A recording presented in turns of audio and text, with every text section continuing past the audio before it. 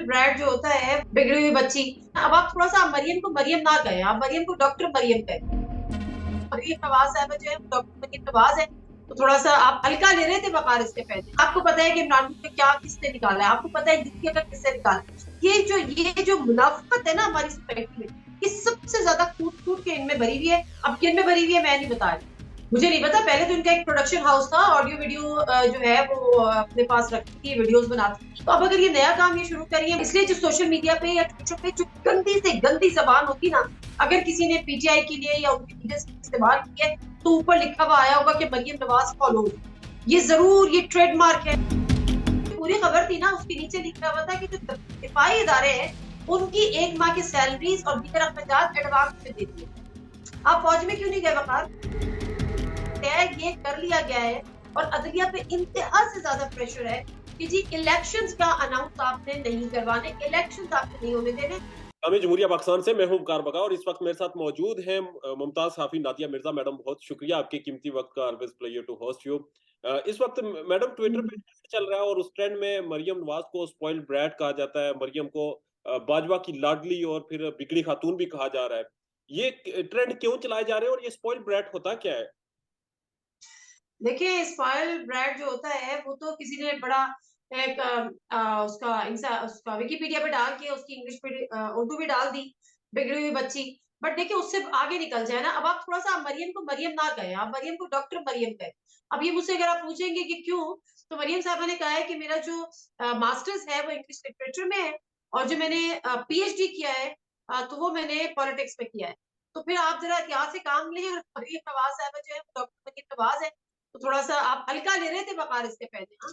हाँ, ये अब स्पॉइल्ड ब्रैट वाला ट्रेंड पुराना हो गया है, अब डॉक्टर मरियम नवाज होगी ये या डॉक्टर मरियम अब साहब। डॉक्टर बनने के बाद होना चाहिए। देखिए मसला ये है कि यहाँ कोई इंग्लिश के मुकाबले नहीं हो रहे। ये जो हमारे यहाँ की जो कॉम्प्लेक्सेस है ना, जो इन्फिनिटी और सुपीरियरिटी जो कॉम्प्लेक्सेस हैं कि जी अगर ऐसी इंग्लिश है तो अगर खुद नहीं भी आती तो हमने लिखवा लेना है और फिर हमने जवाब दे देना है और जवाब में चाहे हमने बंडी मार देना है, चाहे हमने खुद भी हमारे सरों के ऊपर से गुजर गया। तो मेरा ख्याल है कि कहीं न कहीं इन चीज़ों को जाके स्टॉप होना चाहिए। मुझे नहीं समझ में आता कि ये कहाँ से और किससे चीज़ें लेकर आते हैं। लोगों ने निकालना शुरू कर दिया कि ये जवाब किसने लिख के दिया, और जवाब ऐसा लिख के दिया कि वो खुद ही अपने आप को जो है वो बात जो है वो मियाँ साहब तक पहुँच गई।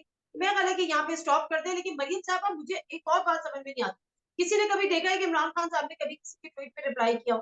कभी हिस्ट्री में इमरान खान साहब के जो फॉलोअर्स हैं, 1 करोड़ से ज़्यादा उनके फॉलोअर्स हैं।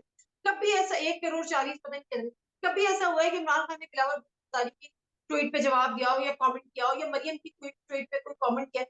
या आई डोंट नो कि मरियम नवाज़, सॉरी, डॉक्टर मरियम नवाज़ साहिबा को जो है, वो ये मसला है कि वो करती हैं और फिर वो जो ज़बान इस्तेमाल करती हैं, वो लीडर को ज़ेब भी नहीं उन्होंने देती, एक अपनी और बात ज़बान रखती। इस्तेमाल किया और कुछ ट्वीट्स पे रिएक्शन दिया और उसमें लिखा हुआ था जजेस को इमरांडू।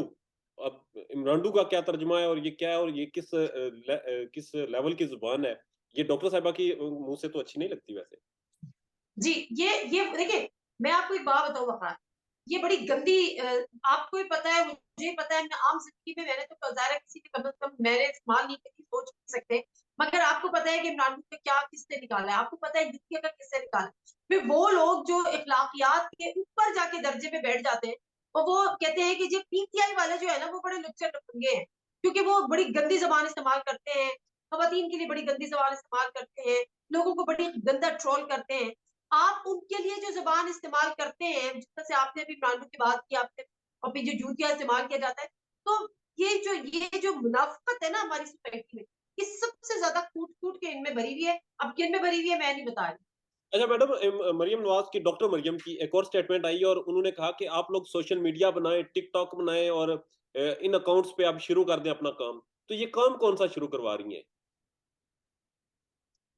मुझे नहीं पता, पहले तो इनका एक प्रोडक्शन हाउस था, ऑडियो वीडियो जो है वो अपने पास रखती थी, वीडियोज़ बनाती थी और फिर बताती थी, फिर वो गिन-गिन के बताती थी कि मेरे पास 1 नहीं 2 नहीं 2 नहीं 4 नहीं 6 इतनी वीडियोज़ है। तो अब अगर ये नया काम ये शुरू करी है, मुझे नहीं पता, लेकिन जिस किस्म के इनके, और मैं बताऊँ कि मैं तो इसलिए जो सोशल मीडिया पे या ट्विटर पे जो गंदी से गंदी ज़बान होती ना, अगर किसी ने पीटीआई के लिए या उनके लीडर्स के इस्तेमाल किया है, तो ऊपर लिखा हुआ आया होगा कि मरियम नवाज़ फॉलोज़। ये ज़रूर ये ट्रेडमार्क है हर उनका कि जी मरियम नवाज़ जिसको फ़ॉलो कर रही हैं। अब मुझे नहीं पता कि ऐसी मज़ीद वो अगर तैयार कर रही हैं ये वाली पोस्ट, तो फिर उनका भी और इस मुल्क का भी अल्लाह ही हाफ़िज़। तो ये जो जजेस के साथ रवैया बरता गया मरियम नवाज की तरफ से, इस पे क्या कहना चाहेंगी आप? देखिए, मैं हम लोग तो ये एक्सपेक्ट कर रहे थे ऑनेस्टली स्पीकिंग कि जब दूसरे दिन की कार्रवाई होगी तो जजेस पर एक्शन लेंगे और नाराजगी का इज़हार करेंगे और कंटेम्प्ट ऑफ कोर्ट का नोटिस देंगे, जिस तरह से हमारी हिस्ट्री है निहाल हाशमी के साथ हुआ, तलहा चौधरी के साथ हुआ, दानिया अजीज के साथ हुआ, इमरान खान साहब के खुद के साथ हुआ। लेकिन ऐसा कुछ नहीं हुआ। जब जो अजहर सदीक है, जो लॉयर थे उस वक्त शेख रशीद साहब के, उन्होंने इस तरफ तवज्जो भी मुअज़्ज़ज़ जज साहिबान की मबजूल कराई कि जो सरगुजा जलसे पे हुआ, मगर उन्होंने कहा कि जी हम बाद में इसको देखेंगे, इस मामले को हम बाद में देखेंगे। तो इसकी जो हसासियत थी और इसकी पीछे जो कहानी थी, उसको बेसिकली जजेस भांप चुके थे। इसलिए उन्होंने बड़ा, मैं कहती हूँ कि बड़ी जिसको कहते हैं दूरंदेशी से, समझदारी से, वाइज़ली इसको डील किया। उन्होंने कहा जी इसको बाद में देखेंगे। अब वो भी तो फौरन एक रिएक्शन आता है ना कि जी कंटेम्प्ट ऑफ कोर्ट, तो इसको बाद में देखेंगे, क्योंकि उनको पता था कि इसके पीछे की कहानी क्या है। उसके बाद उन्होंने उस वक़्त कोई नहीं किया। रात में उन्होंने, मैं ये समझ कि शाम में, रात में उन्होंने जवाब दे दिया। वो जवाब ऐसे दिया कि जो एक और उन्होंने बेंच तश्कील किया जो कि ओवरसीज़ पाकिस्तानियों का जो पीटीआई का और शेख रशीद का मेरा ख्याल है जो केस अदालतों में लेकर गए थे, उसकी हियरिंग 3 मार्च को होगी। और जो बेंच बनाया justice Munir, justice Ijazul Hasan, justice Mazahir Ali Naqvi, तो मेरा ख्याल है इससे बड़ा जवाब नहीं है, बट ये स्टिल कहानी क्या ये थी? जवाब ज़रूर है। ये कहानी क्या थी जिसके पीछे जिसकी वजह से मरियम नवाज इस कदर जारहाना हो गई और ऐसे जजेस को मुखातिब करने लगी और उसके बाद फिर देखिए, मैं ना एक बात आपको बताऊँ, मैं छोटी शायद बात थोड़ी-सी तवील हो जाए, लेकिन जो डॉक्टर मरियम है ना, वो अपने फादर की ज़ाहिर है बड़ी लाडली है और अपने फादर से उन्होंने बहुत सारी जो है ना आदात उनसे ली भी है। तो ये जो गुस्सा, जो बदले की आग है ना, ये बेसिकली सियासत में अगर शामिल हो जाए तो वो आपको कहीं का नहीं छोड़ेगी। मुझे किसी ने बताया कि जब 2013 में नवाज शरीफ साहब ने इलेक्शन जीते थे, तो कोई एंटर हुआ उनके कमरे में, मॉडल टाउन में वहाँ पे वो मौजूद थे। कोई उनके कमरे में एंटर हुआ तो वो इधर-उधर टहल रहे थे ना, तेज़-तेज़ टहल रहे थे। तो उन्होंने पूछा कि क्या वो मियाँ साहब मुबारक हो कि आप इलेक्शन जीत गए? उन्होंने कहा वो तो ठीक है कि मैं इलेक्शन जीत गया, लेकिन मज़ा नहीं आ रहा। उन्होंने कहा क्यों? क्योंकि खुशी मुझे उस वक़्त होगी कि जब मैं मुशर्रफ साहब को जो है ना, वो सही की सज़ा दूँगा, उसको उसके साथ इंतकाम हो जाए, उसके साथ मैं उसका बदला ले लूँ। मतलब आप ये सोचिए कि इतनी बड़ी जीत के आप मुल्क के दोबारा से वज़ीर-आज़म बन रहे हैं, लेकिन वो जीत जो है वो माँद पड़ गई उस बदले की चीज़, आग। उस बदले की आग के आगे। तो यहाँ पर यही मसला है। मरीम नवाज़ साहिबा जिस दिन अपने गुस्से को, नफ़रत की आग को थोड़ा-सा ठंडा कर देंगी, उस दिन वो एक मैच्योर पॉलिटिशियन जिसकी हमें बड़ी ज़रूरत है। और मैं इसलिए भी कहती हूँ कि ख़वातीन का आना और ख़वातीन के एक रोल मॉडल के तौर पे बेनज़ीर भुट्टो साहिबा थी, एक कैरिज़मेटिक पर्सनैलिटी थी। उनका कभी भी ये नहीं होता था कि मैंने क्या पहना है, मैंने क्या ओढ़ा है, मैंने क्या किया है, मैंने कौन-सा ब्रांड इस्तेमाल किया है। मुझे पता है वो एक आम सी चादर लपेट के तो चल पड़ती थी, बट एनीवेज़ तो वो उनका जो गम और गुस्सा और नफ़रत ये सब कम कर देंगी, बदले की आग थोड़ी कम कर देंगी, तो बहुत अच्छी सियासतदान बन जाएँगी। तो यहाँ पर भी जो उनका सरगोधा का हुआ वो बेसिकली यही हुआ। उन्होंने सोचा कि जजेस को दबाव में ले लो क्योंकि मियाँ साहब को बुलाना है, जजेस को दबाव में ले लो क्योंकि अभी आपने एनआरओ की तर्ज पे कहीं आपका नैब तरमीम वाला जो मामला सुप्रीम कोर्ट में चल रहा है वो स्ट्राइक डाउन ना हो जाए। तो ये सिर्फ़ ये वाली स्ट्रैटेजी है जो गली वालों की स्ट्रैटेजी होती है और इससे ज़्यादा कुछ नहीं है। ये बदले की आपने बात की, तो बदले की आग तो हमने कुछ दिन पहले भी देखी, जिस तरह से पकड़-दगड़ का एक सिलसिला शुरू किया गया था और उसके बाद फिर जेल भरो तहरीक का आगाज़ हो गया और अब जेल भरो तहरीक अपने अरूज पे है, तो आप इस तहरीक को किस नज़र से एनालाइज़ करती हैं? पहले तो मैं आपसे ये इख्तिलाफ करती हूँ, जेल भरो तहरीक कौन-सी मुझ पे है?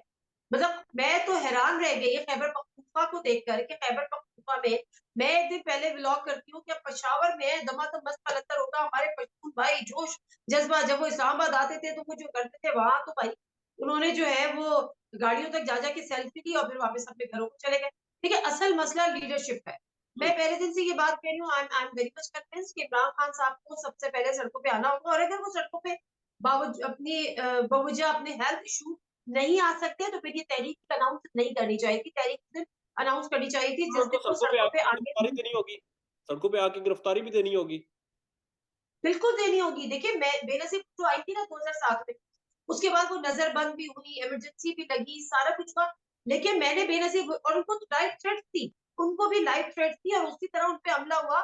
एक में वो बच गई थी, एक में वो नहीं बची, लेकिन उसके बावजूद मैंने बेनज़ीर भुट्टो साहिबा को कभी घर पे नहीं देखा। जिस दिन कारसाज पे उन पे हमला हुआ, दूसरे दिन वो हॉस्पिटल पहुँच गई और उन्हीं ज़ख्मियों की इयादत करने के लिए। फिर जब उनको नज़रबंद किया, एक फैन्स थी जो आगे लगा दी गई थी और वो जो माइक होता है हैंडी उसको पकड़ के वो फैन्स के साथ खड़ी थी। साथ में उनके लोग सेकंड टियर और थर्ड टियर खड़ी हुई। तो लीडर जो है वो घर पे रह के उस तरह से मोबिलाइज कर ही नहीं सकता। तो इमरान खान साहब क्यों ये करते हैं मुझे नहीं पता, और अगर हेल्थ इश्यूज थे तो फिर अभी ये अनाउंस नहीं करनी चाहिए। तहरीक अनाउंस नहीं करनी चाहिए। तो बहरहाल मईशत पे बात करते हैं शॉर्टली। मईशत की सूरत हाल आपके सामने है। कहा में ये जा रहा है कि हमें फलां जगह से इमदाद मिल गई और हमारे जो रिजर्व्स थे वो बेहतर हो गए, हमारी हालत बेहतर हो गई, रुपया मुस्तकम हो गया। जबकि दूसरी तरफ सरकारी मुलाजमीन की तनख्वाहें रोकने की भी खबरें सामने आ चुकी हैं कि सरकारी मुलाजमीन की तनख्वाहें बंद कर दी गई हैं। तो लग तो यही रहा है कि मुल्क तबाह हो चुका है, आपका खजाना है उसकी बुरी हालत हो चुकी है। देखिए जब आपका डिफेंस मिनिस्टर कह दे कि जी मुल्क डिफॉल्ट कर गया, खैर मुल्क डिफॉल्ट नहीं कर गया। डिफॉल्ट की जो डेफिनेशन है उसमें तो हम अभी बचे हुए हैं कि अगर आप पेमेंट्स नहीं कर पाए, ड्यू डेट आपकी गुजर जाए, क्रॉस हो जाए, तो फिर तो डिफॉल्ट होता है, हमने अभी पेमेंट्स की है। But as far as the news is concern which were Airwrap नहीं, वो मेहताब हैदर साहब की न्यूज की, और मैंने भी उसको ट्वीट किया, और बाद में वजारत खजाना के उसके हवाले से एक तरदीद भी आ गई, वजाहत भी आ गई कि ऐसा कुछ भी नहीं है।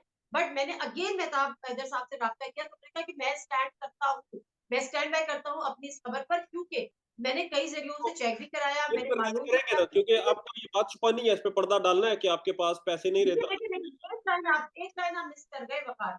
वो ये कि जो पूरी खबर थी ना उसके नीचे लिखा हुआ था कि जो दिफाई इदारे हैं उनकी 1 माह की सैलरीज और दीगर अखराजात एडवांस में दे दिए गए।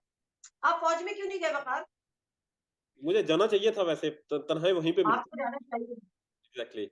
अच्छा, आखिर में मुझे ये बता दें कि इस वक़्त आगे आपको सिनेरियो क्या नज़र आ रहा है कि आप किधर जाएँगे मामलात?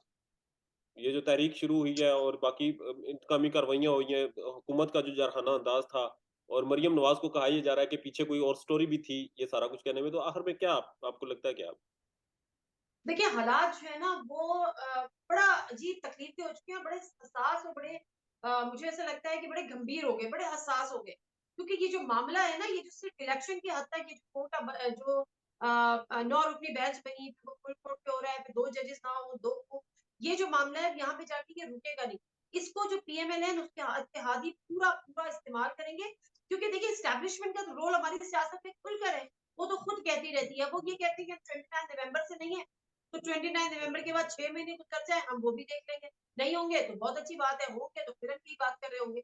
मगर अदलिया वो थी कि अगर चंद जजेस ने अगर कभी वाइज डिसीजंस लिए भी हैं, इट डजंट मीन कि आप पूरी के पूरी एक इदारे को, जो वाहिद एक इदारा बचा है, उसको पूरा के पूरा उठा के आप मिलाइन करते हैं। तो यहाँ पर बात जो है वो काफी आगे जाएगी, और अब तमाम जो है मजीद केसेस कोई भी नहीं सुने जाएंगे, कल से इस पे परसों से कार्रवाई होगी, तो देखिए कि ये ऊँट किस तरफ बैठता है। लेकिन मैं एक बात बताऊं कि तय ये कर लिया गया है, और अदलिया पे इंतहा से ज्यादा प्रेशर है कि जी इलेक्शंस का अनाउंस आपने नहीं करवाने, इलेक्शंस आपने नहीं होने देने पंजाब और खैबर पख्तूनख्वा ये में प्रेशर किसकी अक्टूबर तरफ से से है? पहले जब होगा।